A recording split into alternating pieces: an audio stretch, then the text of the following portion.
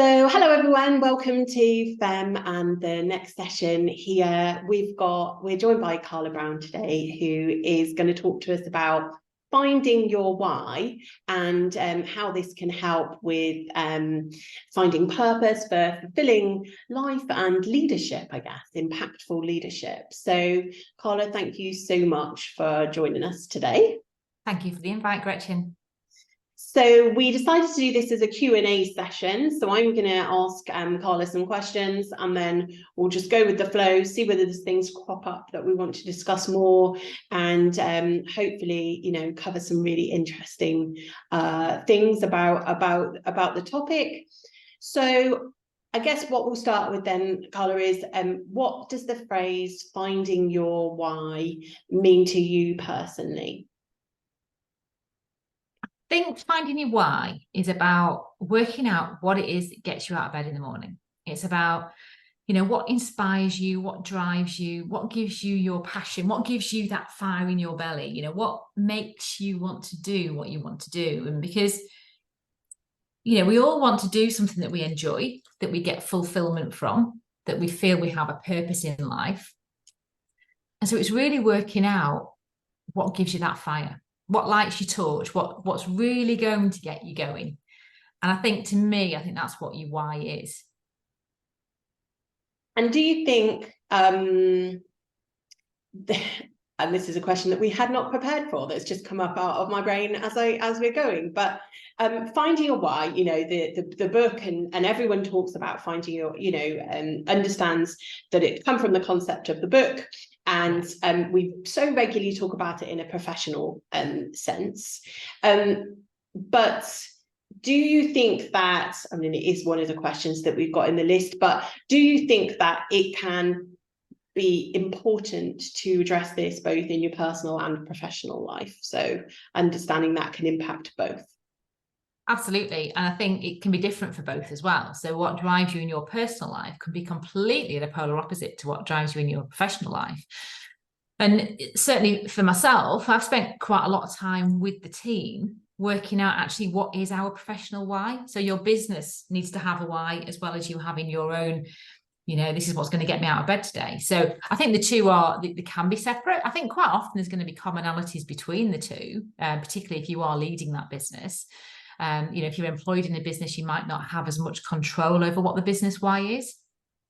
But I think, from a culture perspective, if you can get your team involved in creating the business why, you're going to get more buy-in from them. But yeah, I think it's important to have it professionally and personally. Do you think there's certain specific questions? Because, what's your why is a massive question. So have there been specific questions that, you've maybe thought about in the team firstly about that? Yeah, we had a whole day out of the office talking about this and working out what our why was, and putting the team into sort of breakout sessions to really kind of drill down on this. But it's thinking about, okay, what's important? Where do we think we fit? What's our culture? What does our culture want to be? What do we want our clients to feel? What do we want our clients to see our touch points are? What are we really trying to achieve? So there's a whole list of things you can go through, and you kind of, you've got your how, what, where kind of thing. You can build it out from that. And that will ultimately, by sort of taking it right back and stripping it back, you can work out, actually, this is what as a team we want to achieve.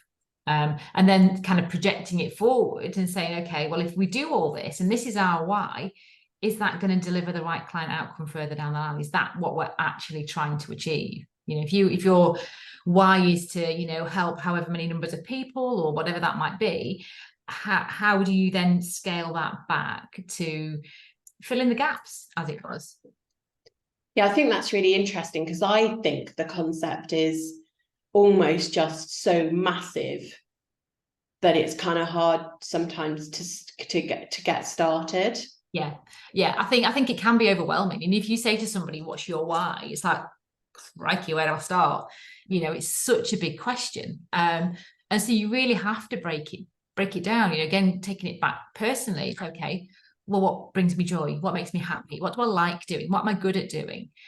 What do I like doing, but I'm not very good at? Or what do I not like doing, but I'm actually quite good at? It's taking it right back to that sort of granular level and then making it bigger, putting some flesh on it, and thinking, okay, well, if I like doing that, and I'm actually quite good at doing that, and I like the outcome that that brings me, how does that make me feel? Is that my why? Is that what I'm trying to achieve with my life? And again, you know, transferring that into the professional level, you could even take it back to that sort of degree with different parts of your team. You know, you can have a common why as a team, but then individual departments might have their own why. So, you know, you really can take this to another level. It can be huge. Do you think there's things that have like come up for, especially when we're thinking about that discussion as part of the team, that were almost things they had not sort of thought of, or surprised them?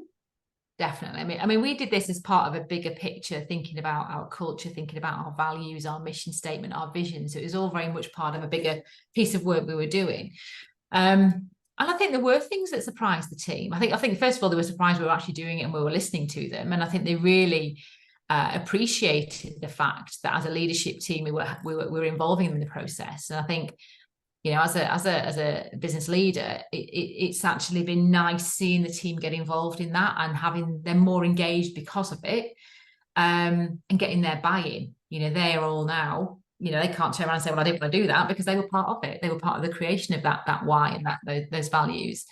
So I think it's really important. With the things that came up, there were things that came up that I wasn't aware of, and perhaps I think sometimes as a business leader, you have to be prepared to hear things that you perhaps don't want to hear, that, you know, you think you might be doing very well, but they perhaps don't appreciate as much, or they may want to change. So you've got to be really open to that. You know, your why might not be their why. And that can be quite difficult, because I think as a leader, sometimes you want everyone to be the same.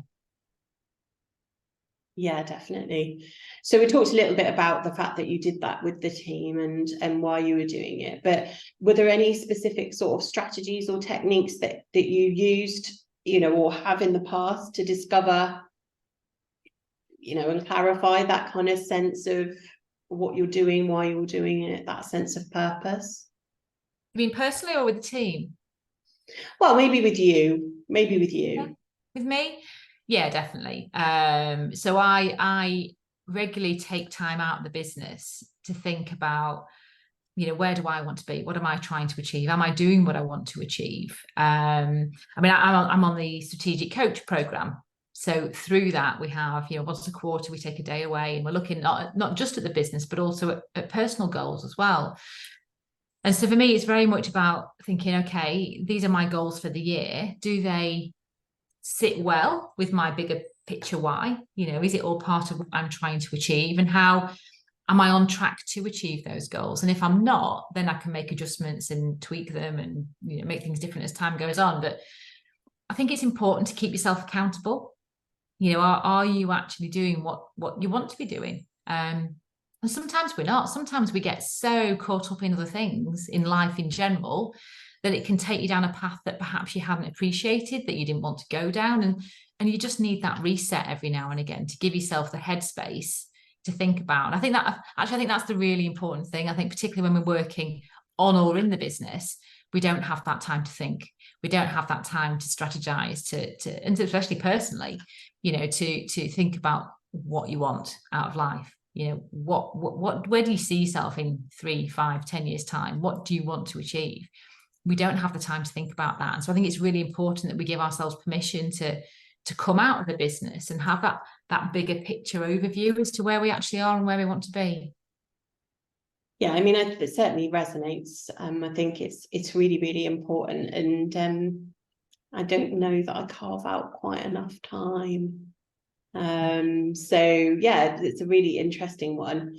And because I think also these things are, do you find, I think they're like moving parts as well. You know, it's not like you sit down one time and you go, oh yeah, that's my sense of purpose and that's my clarity. And I've written those down once. You know, I've done a lot of work with Brett Davidson and, you know, written down my, you know, bigger goals and things like that. But then, you know, after quite a relatively short time, say a year, those things have definitely moved on. Things have happened, things have developed. And so I can, you know, I think maybe carving out that time more often is really important. Yeah.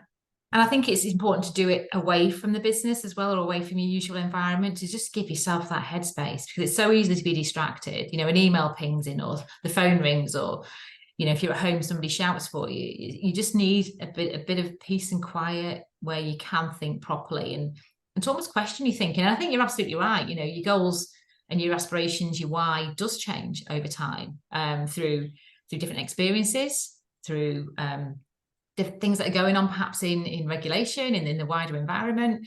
You know, if I look back at my goals from a couple of years ago, a good chunk of those probably aren't going to be relevant to me anymore. And so it needs to be kind of almost like a moving feast. You do go back and review regularly. Yeah. So do you find, and have there been any influential books or mentors or experiences that you think has really guided you along this journey about finding your purpose? Yeah, I think so. I mean, certainly I read a lot of books. So I think the first one that really resonated with me was The Secret, Okay. which I absolutely loved. And that really made me think. Recently, I've read Time to Think by Nancy Klein, and I've actually used some of her works in our team meetings as well. So giving people the space and the time in the meetings to think about what they want to say, which has been really good. I think there's a business, Finding Our Business Why. Traction, I really enjoyed, and that's something we try and implement in the business. We're not quite there yet, so we need to do some work on that. And then from a personal perspective, there was another book that I read earlier this year actually that's really resonated, which is Rushing Women Syndrome. I don't know if you've read that one. But it sounds very interesting. It's fascinating because we've all got so much going on. It's how, you know, that busy mind actually has an impact on your body as well, and your ability to carry out your normal day-to-day tasks. So that's been fascinating. So these are all, you know, because well-being is completely linked with your why. You know, you need to focus on that and make sure you're in a physical state where you can function, not just thinking about your thinking. So I think it's all massively linked. But and then mentors. Over the years, there's been various people that I've looked up to, aspired to be like. More recently, I think you know, people such as John Dashfield. I think, you know, talking about listening, all that kind of thing is really interesting. Tina Weeks, who I interviewed on one of the PFS webinars earlier this week. I think she's absolutely amazing. What she's done with her life and business, fascinating. So there's so many good role models out there now that, you know, I aspire to be like. It's fascinating. It's really, really nice to see some women as well in that, like Tina. I mean, the stuff she's done is amazing, and some of the other people that we see appear that are now at that kind of that next sort of swathe of financial advisors who've been, you know, doing it for quite a long time and who are coming through, in that, seeing them be kind of, you know, sort of thought leaders in that regard is brilliant. Definitely. It's so great to have such strong female role models. You know, the sessions I've been doing on the PFS, the leading ladies, you know, we've got Tina, we've got Ruth Sturkey, we've got Michelle Hoskins, you know, 3 really strong women who've made a name for themselves in our profession. And it's great to have those women that are shining a light on what we can do. Yeah. You know, it's a great job for a woman. Yeah, absolutely. Yeah. So how would you describe the relationship between your passions, because I think this is quite different, and your sense of purpose? Because those, I think we maybe get confused sometimes a little bit as well around passion and what we enjoy doing, what we want to be seen to be doing, and purpose. Yeah, that's really interesting, actually. There is a difference, isn't there? And I think they are different. So I think my sense of purpose is that I want to help as many people as I can have a better financial life. And, you know, that is, I feel like, it's my purpose. And, you know, whilst I'm passionate about that, I wouldn't say that is my passion. You know, I feel that by some of the things that I'm doing through growing my team, developing my team, being involved with the PFS, helping shape the future of the profession, that I'm able to have a wider influence and we'll be able to help more people. You know, if we can help other financial planners become better at what they do. We get a greater reach to more clients and greater client outcomes. So that I feel is purpose. My passion is that I love sitting down one-on-one with the client and making a real difference to somebody's life. That is my passion. That's when I'm at my happiest. And so I think the two are they're linked, definitely, but they're very different. Yeah, I completely agree. I think that it's the purpose, as you say, is almost like maybe a bigger picture thing, and your skills, being passionate about those things that you enjoy doing and are good at, are those that can then aid that bigger picture as well, aren't they? So definitely. And it's working, you know, again, another strategic coaching, it's working to your unique ability. You know, I know that I'm good one-on-one with a client. You know, I can make an impact on that person's life. What I know I'm not very good at is perhaps writing the suitability report afterwards. And I've got somebody who will do that for me. You know, I can check it. I know it's right. I'm very technically astute. I know what I'm doing. But actually sitting and writing that report is not my skill set. And so, you know, it's knowing what is your unique ability. And that's generally something that you have a passion for. Yeah, absolutely. And so the next sort of question I've got is, how do you handle moments of doubt and uncertainty regarding purpose? Because you come across as, you know, very put together, very, or, you know, very, very aware of maybe, you know, what you now have defined as your purpose and what your passions are and what you're good at. But everyone has that self-doubt every now and again. And what helps you in that? What helps keep you focused or grounded, or, you know, just not sliding down that slide of like self-doubt too much? Wow, I think we all have days when we get that self-doubt. I think you're not human if you're not having that. You know, I certainly get it. You know, the imposter syndrome that everybody talks about. You think, you know, you start to doubt what you do.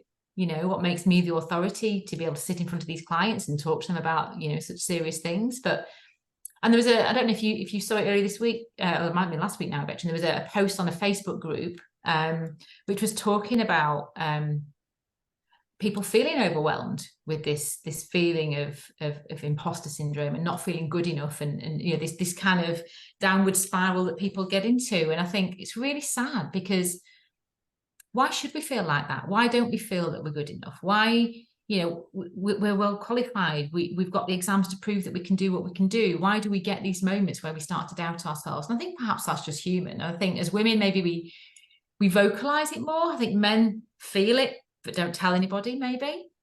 Whereas women are more open to sharing their feelings. So like everybody else, I get those moments of doubt. Absolutely. I get moments of doubt about, you know, I'll come out of a meeting with a client and sometimes I'll be too critical about perhaps the way I've approached it. I will have moments of doubt about running my business. You know, sometimes that feels like such a mammoth task, when actually all I want to do is sit in front of clients and help people. Why do I have to deal with all this that's going on over here as well? And you start to think, oh, actually, can I do that? Do I want to do that? You know, there's all these moments of doubt that go through my mind. But this is where you've got to give yourself time. And sometimes you've got to give yourself a bit of a talking to as well. And say, actually, no, I am good enough. I've worked really hard to get to where I am. You know, I've put the hours in, I've put the study in. I've been through the school of hard knocks. You know, I think back to, this is probably going to give my age away, but back, you know, the late 90s, where it was hard. You know, clients were hard to come by. We were sort of coming to the end of a recession. It was, you have to build that resilience. And I don't know if today's new generation have the same levels of resilience that we had when we were younger. And you have to build that, because, you know, not every client that you sit in front of is going to agree with you and is going to want to work with you.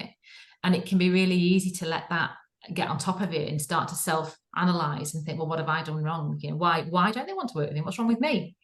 Well, maybe it's just not the right fit. Maybe they're looking for something that you don't offer. Maybe they're focusing on price and not value. You know, everyone has got different drivers. And I think it's, you know, it's having that appreciation that actually, do you know what, if that client doesn't want to work with me, then they're not a right fit.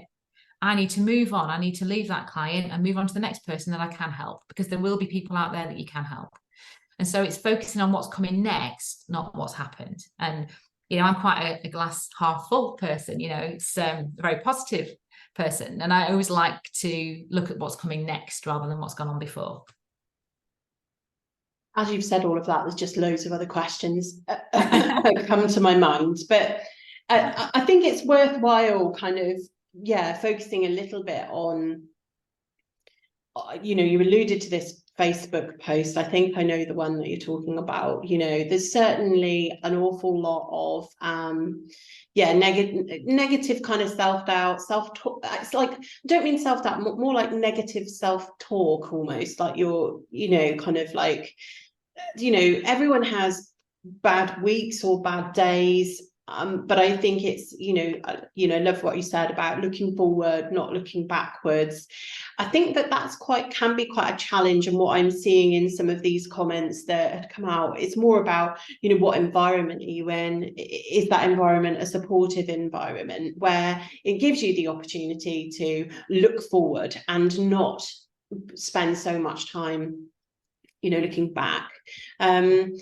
And I'm also intrigued, like, to bearing in mind, like with the FEM group, what we've got people who are watching who are maybe already, well qualified. We've got people maybe watching trainees or trying to think about what kind of, where they might want to work, what type of, whether they want to run a business, what about like that kind of, can you tell me when it flipped for you from maybe being, employed advisor or not running a business to running a business, and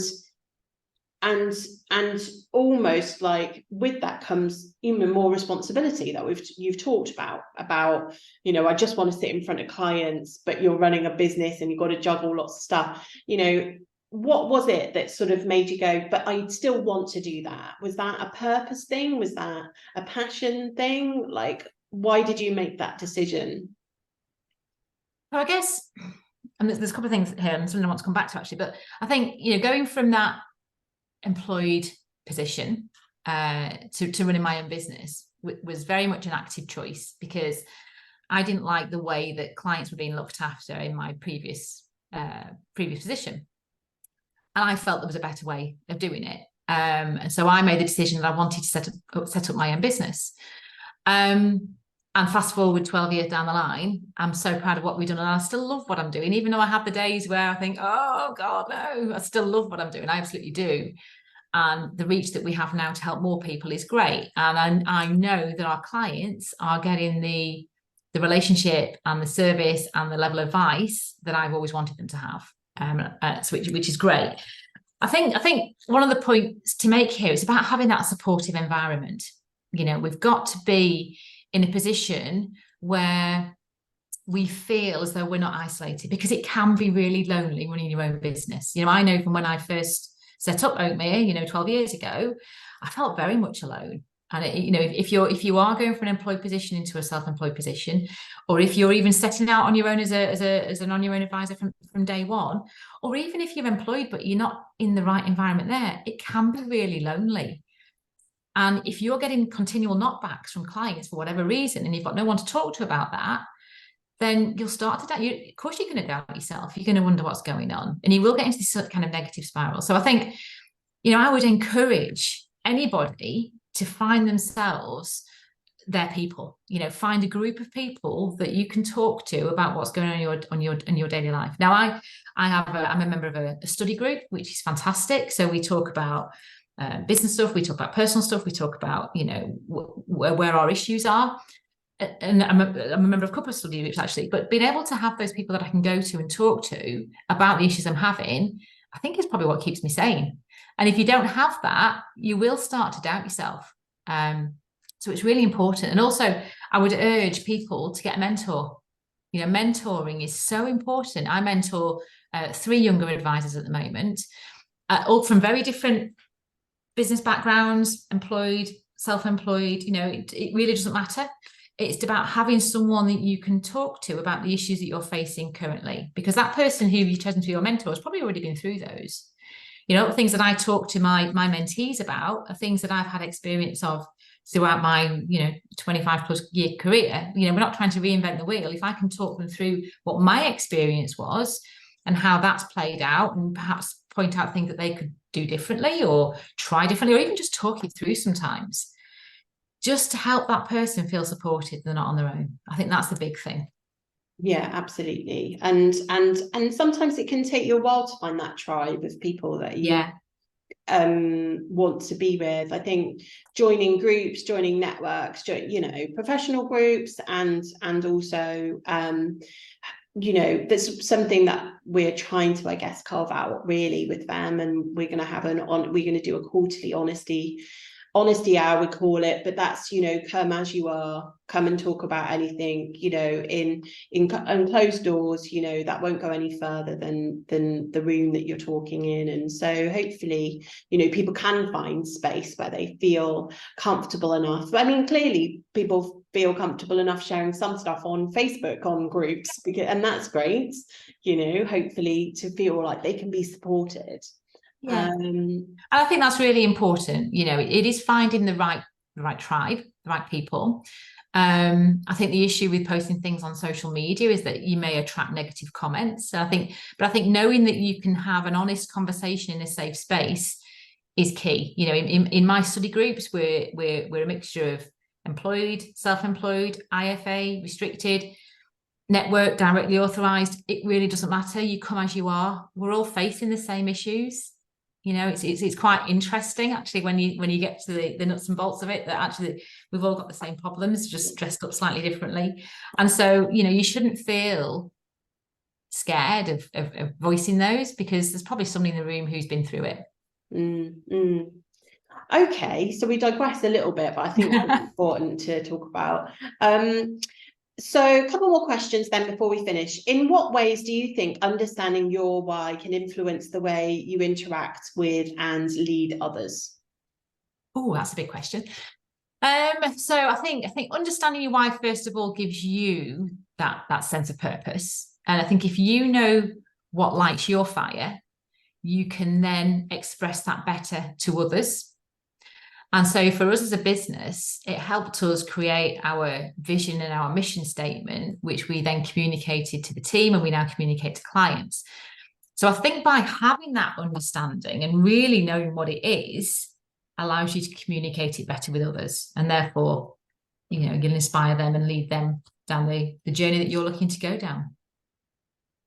Yeah, and I think maybe just if you've got clarity over it, and even if it's just, it's been a project, you've written it down, you revisit it, and you have that in your mind all the time, isn't it? Kind of as you're making decisions and leading that team. Yeah, absolutely. Put it on the wall, put it on your client communications. Don't shy away from it. If that's what's important, if that's your why, your business why, make sure everybody knows about it. Use it in your social media, use it in your client documents, put it everywhere. It makes it so much easier to communicate it when you actually understand it. Yeah. Okay, and then this is the last question, so then we can sort of wrap up. Have you ever had a moment when your personal why conflicted with the goals or values of a team or organization, and how did you handle it if that has happened? Yes. Yeah, absolutely. Because my personal why is to help as many people as possible. From a business perspective, some of the people that I want to help, it's not always profitable. And so this is where my conflict comes in, because, we're running a business. We have to be profitable. We've got wages to pay. We've got, bills to pay. We've got to kind of keep that business head on. But there's people that I want to help that just don't make it viable anymore. There's so much regulation in place for us now that we have to be able to demonstrate we're doing it properly. We have to be able to add that value. And sometimes, those people just can't afford that. And that for me is heartbreaking, because they're the people that actually probably need you more. And so it's making a decision, actually, do we do this on a pro bono basis, or do we just say, I'm really sorry, we can't help you? And that's where my personal conflict comes in. I think many, many people will resonate with that. Yeah, it's an increasing issue with that advice gap that doesn't seem to be getting smaller thanks to regulation. Absolutely. And the FCA's requirements. You know, how you get around that is a big challenge. Yeah, absolutely. And you know, I've been doing a lot of work around financial abuse, and quite typically the women that come to me who are in an economic abuse situation don't have money, because that's the nature of the situation they're in, you know, but they're people that want to help. And it's how do we navigate that, you know, rather than doing it on a pro bono basis, which we can do, but we can't do for everybody. How do we get around that? That's a challenge.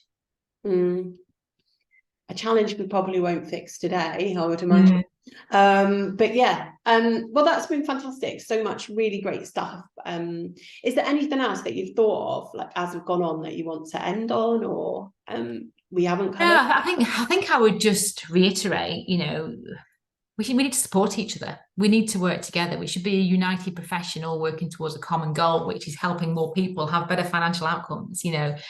And so if you are feeling overwhelmed, if you are feeling as though things are getting on top of you, reach out to somebody who's been in those shoes, who's already had that experience. Because what I have found, and what I love about financial services, is that we're also happy to share what we're doing. You know, there's no secrets. You know, if somebody comes to me and asks me how I'm doing something, I'm more than happy to talk to them about how I'm doing it. You know, so if people are feeling as though they're struggling with it, then please, you know, just get in touch. More than happy to have a chat with people. And I echo that as well. So thank you. And I really appreciate your time today, taking time out of your day to record this for us. And I know everyone's going to get great value from it. So thank you. Thank you for having me, Gretchen. I've loved it. Great.